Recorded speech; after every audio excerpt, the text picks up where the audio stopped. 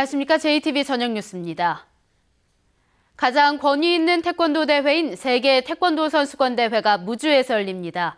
전북은 1997년 동계 유니버시아드 대회 이후 20년 만에 다시 한번 대규모 국제 행사를 열게 됐습니다. 보도에 하원호 기자입니다.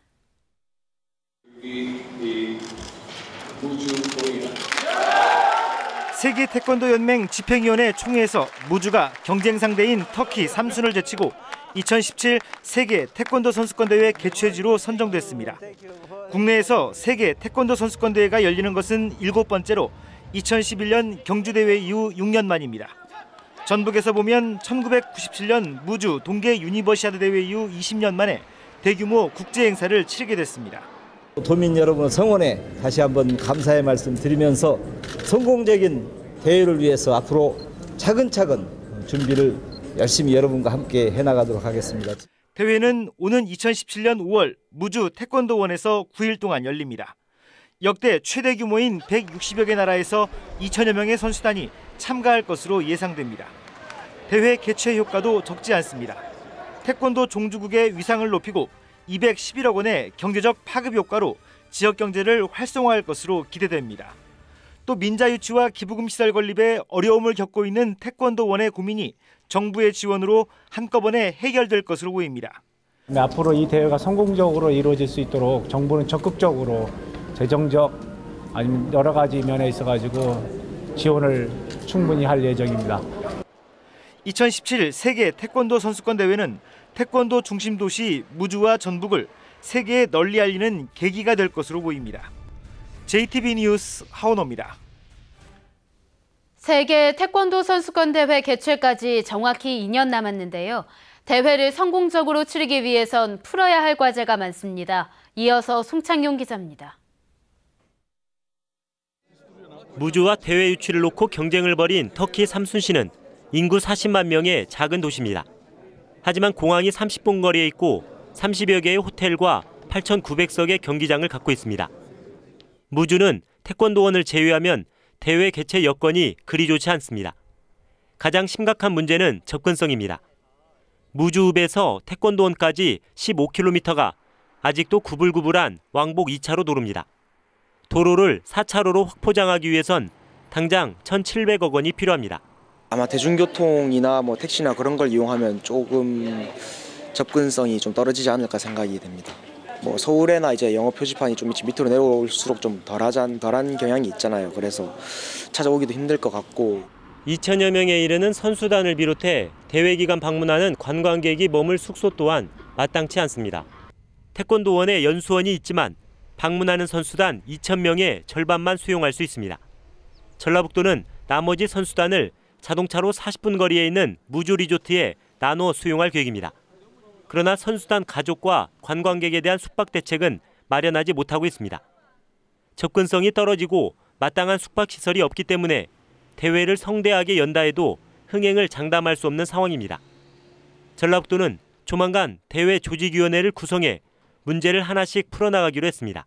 올 8월에 열리는 세계 유소년 태권도 선수권 대회를 착실히 준비하여 성공적으로 마무리함으로써 이 대회 조직위가 세계 태권도 선수권 대회로 확대 개편이 될 수 있도록 노력을 다하겠습니다. 2017 세계 태권도 선수권 대회가 고립된 섬에서 벌어지는 그들만의 잔치가 되지 않도록 남은 기간 대회 준비에 최선을 다해야 할 것으로 보입니다. JTB 뉴스 송창용입니다. 무주가 2017 세계 태권도 선수권 대회 유치 경쟁에서 여러 가지 혜택을 제시해 터키 삼순시를 큰 표차로 따돌린 것으로 알려졌습니다.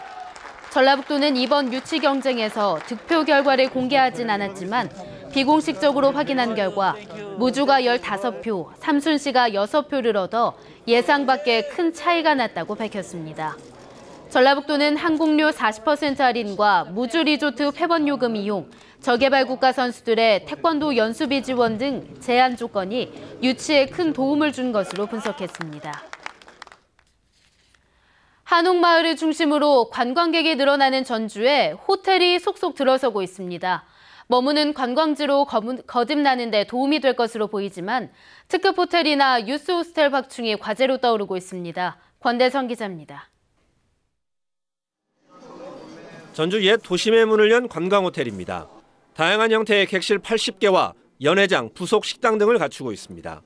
한옥마을 관광객을 중심으로 이용객이 늘고 있습니다. 주말에는 거의 100% 지금 차고 있고요. 전주 지역은 더 늘어나야 된다고 생각하고 있고요. 더 늘어났을 때 관광객들이 더 불편함이 없이 이용하실 수 있다고 생각하고 있습니다. 최근 6개월 새 전주에서는 4곳의 호텔이 새로 문을 열었습니다. 300실 규모의 호텔을 비롯해 5곳은 신축 절차를 밟고 있습니다. 이들 호텔의 객실 수는 850개로 이미 있는 호텔 12곳의 객실 수보다 2배가량 많습니다. 관광객들이 와서 당일치기로 왔다 가는 게 아니고 와서 1박 2일 또 2박 3일 이렇게 체류형으로 바뀔 것으로 내다보고 있습니다. 하지만 다양한 여행객의 숙박 수요를 충족하기에는 아직 미흡합니다. 국내외 고급 인사들이 머물거나 국제회의나 대회를 치르는 데 필수적인 특급 호텔은 한 곳에 그치고 있습니다. 당장 2017년 청소년 월드컵 축구 경기의 전주 유치에 있어 특급 호텔이 없는 점은 최대 걸림돌입니다. 또한 수학여행단 등 국내의 단체 여행객을 수용하기 위해서는 유스호스텔 확충이 시급하다는 지적입니다. JTB 뉴스 권대성입니다.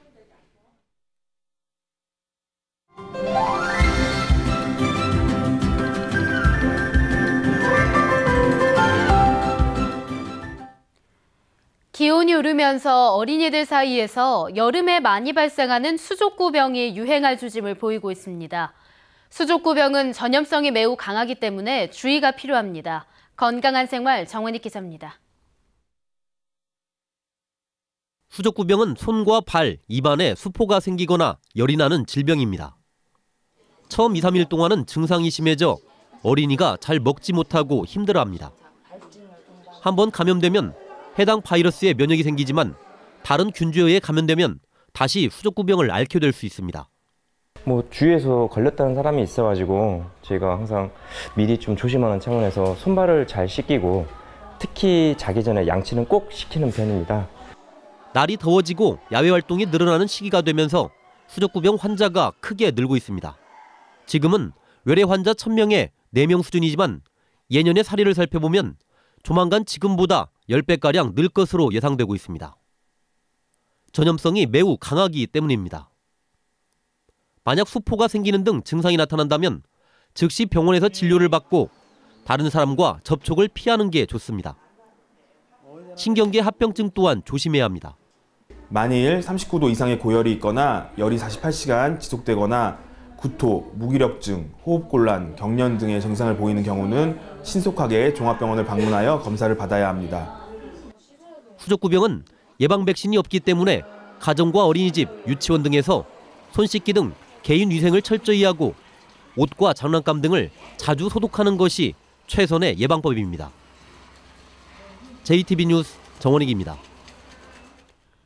오늘 오전 10시 반쯤 완주군 운주면 운주파출소 주차장에서 54살 조모 씨가 몰던 승용차가 파출소 출입문으로 돌진했습니다. 이 사고로 유리 출입문과 벽 일부가 부서졌지만 인명피해는 발생하지 않았습니다. 경찰은 후진을 하다가 차량이 급발진했다는 조 씨의 말에 따라 정확한 원인을 조사하고 있습니다. 날씨입니다. 전북은 오늘 오후부터 대부분 지역에 약한 비가 내리고 있습니다. 이번 비는 내일 아침까지 50에서 80mm가량 내린 뒤 점차 그치겠습니다. 밤사이 전라북도 전역에 바람도 강하게 불 것으로 보여 시설물 관리에 주의가 필요합니다. 풍랑주의보가 내려진 해상에는 2에서 4m의 높은 파도가 일겠습니다. 비가 그치는 내일은 낮 기온이 19도에서 22도에 머물러 오늘보다 낮겠습니다. 전주기상대는 밤사이 지리산 부근에 시간당 30mm 이상의 강한 비가 오는 곳이 있겠다며 주의를 당부했습니다. JTB 저녁 뉴스를 마칩니다. 시청해주신 여러분 고맙습니다.